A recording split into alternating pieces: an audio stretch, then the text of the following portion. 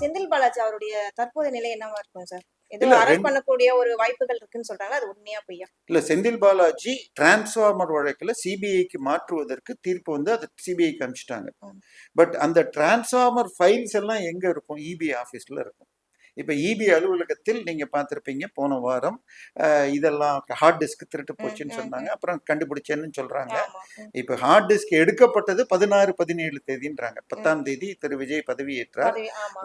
இந்த மின்துறை என்று இவர் பேரை சொன்னது 15 வாக்குல. அவர் யாரையும் விடமாட்டேன் அப்படின்னு சொன்னார். அடுத்த 2 நாட்களில் இது எடுக்கப்பட்டது. ஆனா 2ஆம் தேதி தான் உங்களுக்கு 20ஆம் தேதி அவங்க கண்டுபிடிச்சாங்களாம் ஆபீஸ்ல. ஆச்சா, அதுக்கப்புறம் 2ஆம் தேதி கொண்டு போய் சிந்தாதிரிப்பேட் போலீஸ் ஸ்டேஷன்ல 8 ஹார்ட் டிஸ்க் தொலைஞ்சதுன்னாங்க. அமைச்சர் பேசுறப்போ 18-20ன்னாரு. அதுக்கப்புறம் இதை எடுத்துட்டு போனது கோபிநாத் என்று சொல்லப்படும் அந்த ஆனுவல் மெயின்டெனன்ஸ் கான்ட்ராக்ட் வச்சிருக்கிற ரெகுலர் கம்ப்யூட்டர் ரிப்பேர் பண்ண வரக்கூடியவர் அப்படின்னாங்க. அப்புறம் அவர் சொல்லி நான் பெங்களூர்ல கொண்டு போய் வித்துட்டேன், வெறும் காசுக்கு தான் ஆசைப்பட்டு வித்தேன் அப்படின்னு சொல்ல அந்த கடையில போய் 35 ஹார்ட் டிஸ்க் எடுத்துட்டு வந்தாங்க.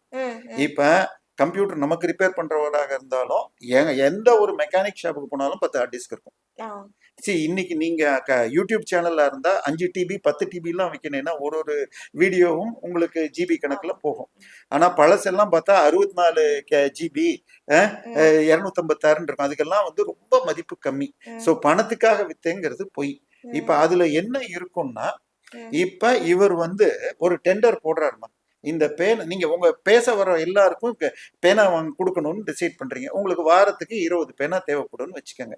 நீங்க இங்க பக்கத்துல இருக்கிற கடையில கேக்குறீங்க 5 ரூபாங்கிறாங்க. கொஞ்சம் இப்ப மெயின் ரோட்ல போய் எனக்கு 50 கொடுங்கன்னு கேட்டா 4 ரூபான்னு தரேன்றாங்க. நீங்க பாரிஸ் போய் வாங்கினா 4 ரூபாம்பாங்க. இதே பாண்டி பசார்ல போனா 4.25. ஒரு பேனாவை 4 கடையில கேட்டா வேற ரேட். இவங்க டெண்டர் போட்டா 37 கம்பெனி ஒரே ரேட்டு. அப்புறம் குறைச்சு வாங்கணுங்கிறாங்க. இவங்க ஒரு உதாரணத்துக்கு 13 லட்சம் ரூபாய் இவங்க ஆர்டர் கொடுத்த அதே டிரான்ஸ்ஃபார்மரை ராஜஸ்தான்ல 7 லட்சம் ரூபாய்க்கு வாங்கியிருக்காங்கன்னு அரப்பூர் கொடுத்திருக்காரு. சோ இப்ப இந்த பேப்பர் டேட்டா எல்லாமே அந்த ஹார்ட் டிஸ்க்ல தான் இருக்கும். இப்ப இந்த 35 ரெக்கவர் பண்ண பிறகு ஹிந்து பத்திரிகையில் வந்தது என்னன்னா, அதை எல்லாத்தையும் ஃபார்மேட் பண்ணிட்டாங்க. ஆனா ரெக்கவர் பண்ணிட்டோம், ஆனா எந்த இன்கிரிமினேட்டர் மெட்டீரியலும் இல்லைங்கிறாங்க. எதுவுமே நம்புற மாதிரி இல்லை. சோ அப்படி இது திமுகவுக்காகத்தான் எடுக்கப்பட்டதான்னு பார்க்கணும். இன்னொன்னு, கரூர்ல சிபிஐ விசாரணை வேற இன்னைக்கு திருப்பி ஸ்டார்ட் பண்ணியிருக்காங்க.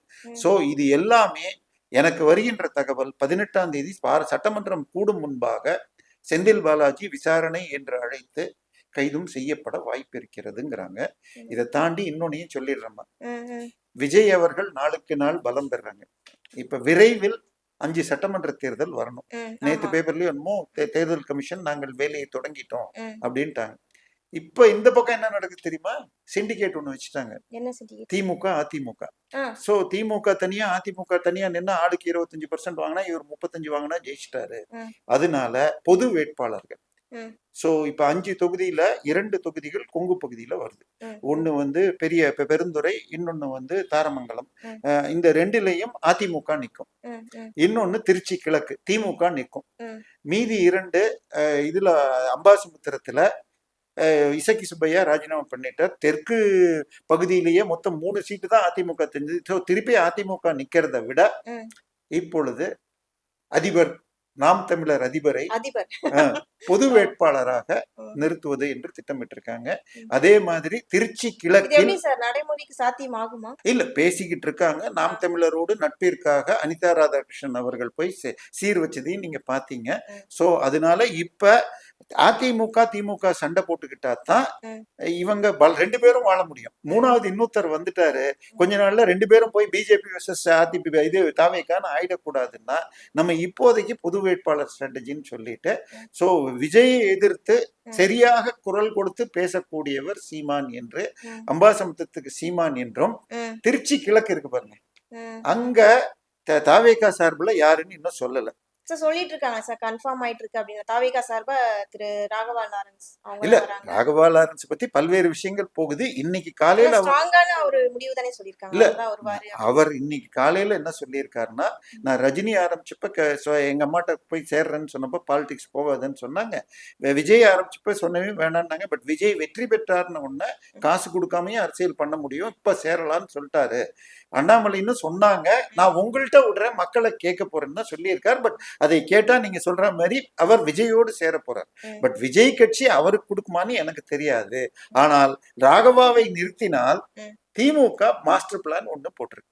ஓ, இவருக்கு அகைன்ஸ்டா? ஆமா, வடிவேல் நிறுத்த நடிகர் வைகை புயல் வடிவேலை நிறுத்த, அதாவது இனிகோ எதிராஜ் வந்து ஃபர்ஸ்ட் ஆப்ஷன். ஜாதி மத ரீதியாக அங்க ஓட்டர்ஸ் வந்து கிறிஸ்தவ வேளாளர்கள் இருக்காங்க. அவர் நிற்கிறேன் என்றால் அவருக்கு வாய்ப்பு. பட் அதை விட ராகவா லாரன்ஸ் நின்றால் வைகை புயலை நிக்க வைப்பாங்க. மதுராந்தகம் தொகுதியில் இது ஏன்னா பட்டியல் ஜாதியில இருந்து 7 பேர் விஜய் வாய்ப்பு கொடுத்திருக்கிறதுனால, திரும்பவும் அந்த பக்கம் போயிட்டதுனால இங்க இன்னொரு பட்டியல் ஜாதி கொடுக்கணுங்கிறதுனால பூவை ஜெகன்மூர்த்திக்கு வாய்ப்பு கொடுக்க வாய்ப்பு இருக்குன்னு சொல்றாங்க. சோ இது இந்த பிளான், இந்த சிண்டிகேட் ஒர்க் பண்ணா என்ன ஆகுங்கிறது கொஞ்சம் இன்ட்ரெஸ்டா இருக்கும். சோ இடைத்தேர்தலும் வந்துட்டு ஒரு பரபரப்பா தான் இருக்கும் சொல்ல வரீங்க சார். இப்போ டெல்லிக்கு வந்துட்டு நம்ம முதல்வர் போயிட்டு வந்துட்டு அங்க என்ன சொன்னாங்கன்னா, நீட் தேர்வை வந்துட்டு கேன்சல் பண்ணணும், 12ஆம் வகுப்பு முடிச்சாலே போதும், எக்ஸாம் நீட் எக்ஸாம் தேவையில்லை அப்படிங்கறத மாதிரி அவர் ஒரு கோரிக்கை வச்சிருக்காரு. இப்போ நம்ம ஜோசப் விஜய் இதே கோரிக்கை தான் இதுக்கு முன்னாடி இந்த ஆட்சிக்காரர்களும் வச்சாங்க. ஆனா அது நடைமுறைக்கு வரலீங்களே. அப்ப இது எப்படி பார்க்க முடியும்? இல்ல, இது வந்து திமுக போட்ட டிராப்ல இவரும் விழுந்துட்டாருன்னா வருத்தமாக சொல்ல வேண்டியிருக்கு. அதாவது என்ன ப்ராப்ளம்னு சொன்னா 2 விஷயங்கள். ஒண்ணு, எல்லா ஸ்கூலும் ஒண்ணு கிடையாது. அதாவது சிபிஎஸ்சிங்கிறது வேற, ஸ்டேட் போர்டு வேற, ஐசிஎஸ்சின்னு ஒண்ணு வேற. 3 இருக்கு, குறைஞ்சபட்சம் 3 இருக்கு. இந்த 3ல ஐசிஎஸ்ல மேக்சிமமே 95க்கு மேல சில சப்ஜெக்ட்ல போட மாட்டாங்க. ஆச்சா, சிபிஎஸ்சில 99 வரைக்கும் போடுவாங்க, தமிழ்நாட்டுல 100 வரைக்குமே போடுவாங்க. ஸோ இப்ப இவங்களும் ஃபைட் பண்றதே கஷ்டம். ஸோ இதுக்கு அடுத்தது உங்களுக்கு வந்து தமிழ்நாட்டுக்கு வெளியில இருக்கிற சீட்டு. இப்ப நீட் வர்றதுக்கு முன்னாடி தமிழ்நாட்டுல இருக்கிற மெடிக்கல் காலேஜ்ல இன்னைக்குமே போங்கம்மா, தமிழ்நாட்டுல எந்தெந்த காலேஜ் நல்ல காலேஜ், பிரைவேட் காலேஜ்னு கேட்டுக்காங்க. உதாரணமா விஐடி சொல்லுங்க, வேலம்மாள் சொல்லுங்க, எஸ்ஆர்எம் சொல்லுங்க, சத்யபாமா சொல்லுங்க, ஐ மீன் யார வேணா சொல்லுங்க, எஸ்எஸ்என் சொல்லுங்க. இங்கெல்லாம் போய் பாத்தீங்கன்னா 10க்கு 3 மாணவர்கள் தான் தமிழர்கள், 10க்கு 3 மாணவர்கள் தெலுங்கர்கள், மீதி இந்திக்காரங்களா இருக்காங்க. ஆனால் நீட் தேர்வுக்கு பிறகு எந்த மாநிலத்தில் மெடிக்கல் காலேஜ் இருக்கோ 85% வந்து உள்ளூர் மாணவர்கள். ஸோ 15% தான் மற்ற இந்திய மாணவர்கள். ஒரு 2% என்ஆர்ஐஸ். அது என்ஆர்ஐ விட்டுருவோம், அந்த கணக்கை விட்டுருவோம். இப்ப இங்க இருக்கிற கல்லூரியில இதை எதிர்க்கிறதுக்கு காரணம் என்ன வந்துச்சுன்னா, உங்களுக்கு மெடிக்கல் காலேஜுடைய ஃபீஸ் எவ்வளவுன்னு சொன்னால், நம்ம கவர்மெண்ட் காலேஜ் இருந்தா 50,000 இருந்து 1 லட்சம் ரூபாய் ஒரு வருஷத்துக்கு. பிரைவேட்டுக்கு போனா 25 இருந்து 40 லட்சம் ரூபாய், ஹாஸ்டலுக்கு இன்னும் தனி. சோ இப்ப இந்த நீட்டையும் பாஸ் பண்ணிட்டு இவ்வளவு ஃபீஸ் கட்டுற மாதிரி தமிழர்களாக அவங்களுக்கு 2 கோடி கட்டுறதுக்கு ஆள் கிடைக்கலன்னு தான் அவங்க எதுக்குறாங்க. ஸோ கவர்மெண்ட் காலேஜ் எல்லாமே. இன்னொன்னு, கவர்மெண்ட் சீட்டு தமிழ்நாட்டில் 8000 சீட்ல 3000 சீட்டுக்கு 3500 கவர்மெண்ட் சீட்டு.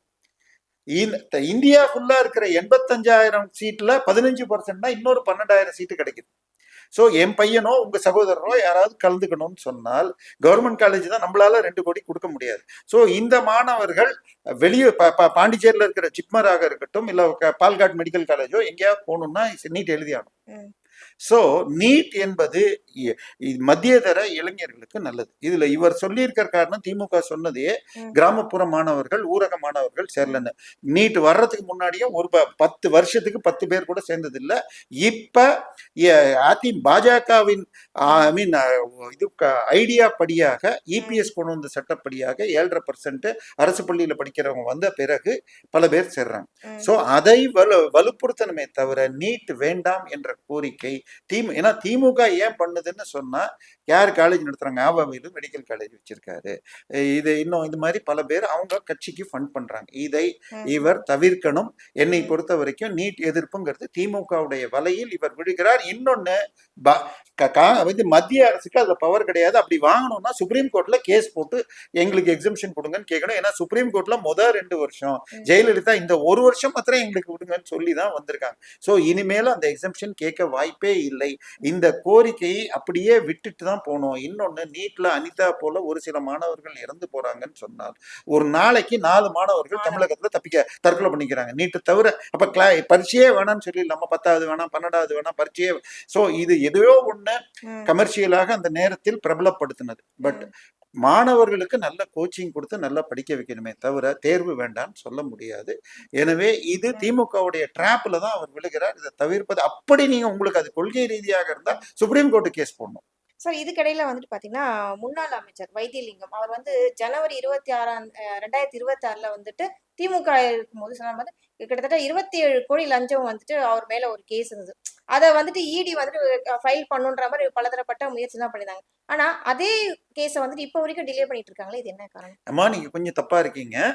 அவர் டிசம்பர்ல சேர்றாரு. ஜனவரி மாதம் திமுக என்ன பண்ணுது? திமுக என்ன நடத்துது? கட்சியில வாஷிங் மிஷின். அங்க போய் உள்ள சேர்ந்தா நீங்க பரிசுத்தர் ஆயிடுவீங்க. சரியா? இவர் திமுகல சேர்ந்து 1 மாதத்திற்குள் இந்த வழக்கில் சாரம் இல்லைன்னு சொல்லி டிவிஎஸ்சி சார்பாக பெட்டிஷன் கொடுத்து க்ளோஸ் பண்ணிட்டாங்க. இதை ஹைகோர்ட்ல இந்த மாதம் 2ஆம் தேதி விஜய் பதவியேற்று கிட்டத்தட்ட 20 நாள் கழிச்சு கோர்ட்ல நாங்க ஜனவரி மாசமே க்ளோஸ் பண்றோம்னு சொல்லி கொடுத்திருக்காங்க. அதுல பெட்டிஷன்தாரர் என்னுடைய நண்பர் அரப்போர் ஜெயராமன். இதுல என்ன விட மக்களுக்கு ஒரு சின்ன புரிதலுக்கு சொன்னா, நீங்க இப்ப பஸ் ஏறுறதுக்கு கிளாம்பாக்கம் போகணும். இதுக்கு முன்னாடி ஒண்ணு கோயம்பேடுல ஏறுவீங்க, இல்லாட்டி பெருங்களத்தூர்ல போய் ஏறணும். பெருங்களத்தூர்ல நீங்க பஸ் ஏறுறதுக்கு கொஞ்சம் முன்னாடி இருக்கிறதா Sriram SEZ, special economic zone. அது ஸ்டாண்டர்ட் மோட்டார்ஸ் ஃபேக்டரி இருந்ததை வாங்கி அவங்க எஸ்இசெட்டா பண்ணா ஐடி விற்கல, ஐடி பார்க் பில்டிங் விற்கல. ஸோ நாங்க ரெசிடென்ஷியலா மாத்துறோம்னு சொல்லி ரெசிடென்ஷியலா மாத்துறதுக்கு பர்மிஷன் 2013 கேட்டு 1450 அபார்ட்மெண்ட் கட்டுறதுக்கு கேட்டாங்க. 14 வரைக்கும் ஒரு பேப்பர் மூவ் ஆகல.